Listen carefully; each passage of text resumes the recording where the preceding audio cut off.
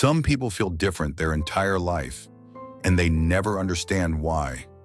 If that's you, this isn't random. You can be around people, talking, laughing, doing everything right, and from the outside, everything looks completely normal. But inside, something feels off. Like you're there, but not really there. Like there's a small distance between you and everything around you. And here's the part most people miss. This feeling isn't random, it follows a pattern. And once you start to see it, you can't unsee it. Here are 7 signs you're not like most people, and the real reason behind it. Sign 1. The first sign is this. You feel disconnected, even when you're surrounded by people. You can sit in a group, listen to conversation, respond at the right moments, even laugh when everyone else laughs, and still feel like something is missing. It's not loneliness in the usual sense. You're not physically alone. You're included. You're part of what's happening. But emotionally, something doesn't fully connect. There's a quiet gap, a subtle distance. You're present on the surface, but internally, part of you feels removed from the experience, almost like you're watching it instead of fully living it. And that happens because your attention isn't completely in the moment. Part of it is turned inward, observing, monitoring, trying to understand everything that's happening. And that creates distance. Sign 2. And once that distance is there, something else starts to happen. You don't just experience interactions anymore. You start replaying them. You start going back through everything that happened, trying to understand what it meant, trying to figure out if you said the right thing, if you sounded normal, if something felt slightly off. That's when overthinking begins. You replay what you said. You think about how it sounded. You wonder how the other person interpreted it. You notice small details that most people would never think about again. A slight pause, a change in tone, a reaction that felt a bit different. And even if everything went completely fine, your mind keeps analyzing it. Because for you, conversations are not just experiences. They are something your brain tries to understand, evaluate, and process. And that constant mental activity creates a level of exhaustion that builds over time. Sign 3.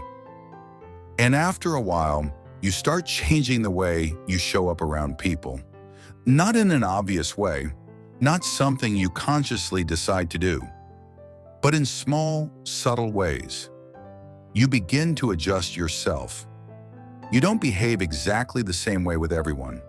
You subtly change how you speak, how you react, how much of yourself you show. You filter your thoughts. You choose your words carefully. You adapt to the situation, not because you're trying to be fake, but because you've learned what works. You've learned what feels acceptable, what keeps interactions smooth, what avoids tension. And over time, this becomes automatic. So automatic that you don't even notice you're doing it anymore. And because it happens so consistently, you start to believe that this is just your personality. But if you slow down and really look at it, you start to notice something important. This isn't who you are at your core. It's how you've learned to operate. There's a difference, a big one, because personality feels fixed, but patterns can change. And what you're experiencing is a pattern that developed over time, not all at once, but gradually, through repetition, through small adjustments that felt necessary in the moment. At first, it probably helped you. It made interactions smoother. It helped you avoid awkwardness. It helped you feel more in control. But over time, what once helped you started to cost you. Because instead of just being present, you started managing every moment. Instead of reacting naturally, you started calculating your responses. Instead of expressing yourself, you started editing yourself. And the more you do that, the further you move away from a natural state of connection, not just with other people, but with yourself. And that's where the real exhaustion comes from. Not from people, not from conversations, but from the constant effort of being someone slightly different than you actually are. And once you start to see that clearly, something shifts. Because now it's no longer confusing. Now it makes sense. And when something makes sense, you can start changing it. Because this was never your personality. It was always a learned pattern. Sign 4. And once you realize that, something else starts to make sense. Why you feel so drained afterward. Not during the moment. Not while you're talking. Not while everything seems normal, but after. When everything gets quiet again, that's when it hits you. That deep mental exhaustion. Even when nothing stressful happened. Even when everything seemed easy. Even when you enjoyed parts of it, you still leave feeling drained, not just physically tired, but mentally depleted. And the confusing part is that you can't always explain why, because nothing went wrong.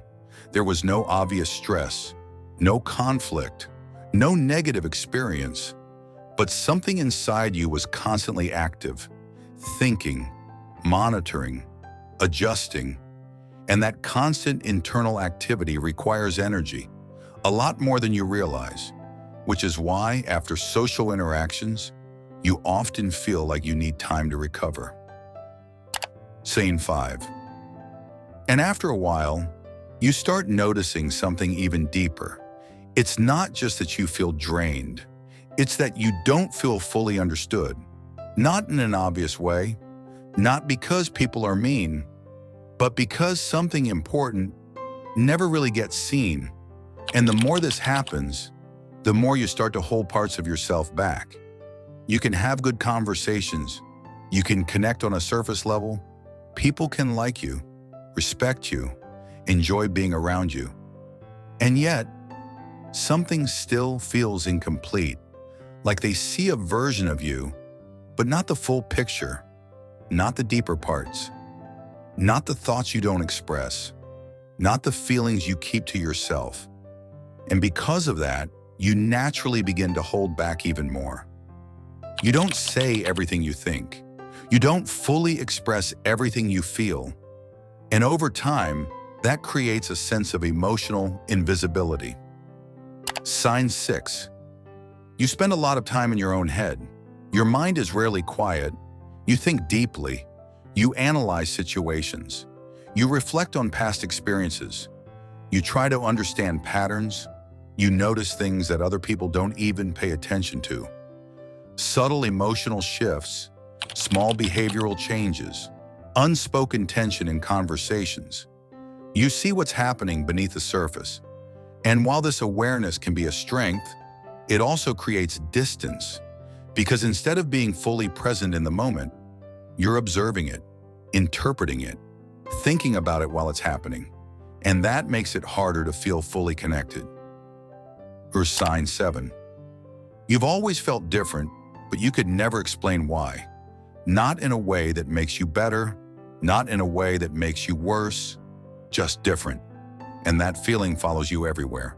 In conversations, in relationships, in social situations, even when everything seems completely normal. And over time, you stop questioning it. You accept it.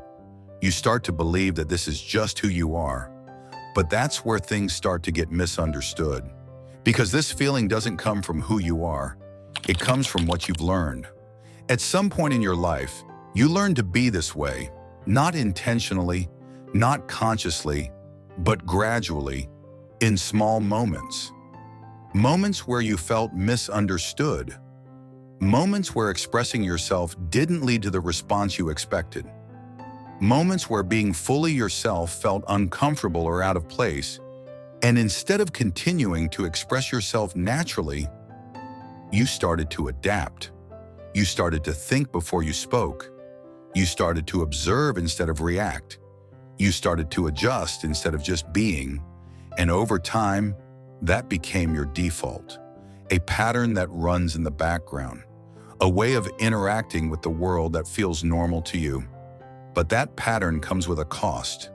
Because it creates distance, not just from other people, but from yourself. Because when you're constantly monitoring yourself, you're never fully present. And when you're not fully present, connection feels incomplete. That's why things feel different. That's why interactions feel exhausting. That's why you feel slightly disconnected, even when everything looks normal on the outside. Not because you can't connect, but because part of you is always holding back, always observing, always adjusting. And once you start to see that, something begins to change. You start noticing the pattern. You start recognizing when it happens. You become aware of the moment where you shift from being present to managing yourself. And in that moment, you have a choice, a small one, to be a little more honest, a little less controlled, a little more real, not perfectly, not all at once, but gradually. And over time, that changes everything. Interactions begin to feel different, less forced, less exhausting, more natural, more real. And slowly, that feeling of being different starts to fade, not because you became someone else, but because you stopped hiding who you already are. And if this feels familiar, there's something even deeper behind it, something that explains where this pattern actually started. And if this feels familiar, there's something even deeper behind it, something that explains why this started in the first place. And once you start to see that, something changes. You stop thinking that something is wrong with you. You stop trying to fix yourself, and instead, you start understanding yourself. And that alone changes how you experience everything. Because the problem was never that you were different. It was that you were trying to function in a way that was never natural to you. And if you felt this your whole life, there's something even deeper behind it, something that explains where this pattern actually started. And once you understand that, everything starts to make sense.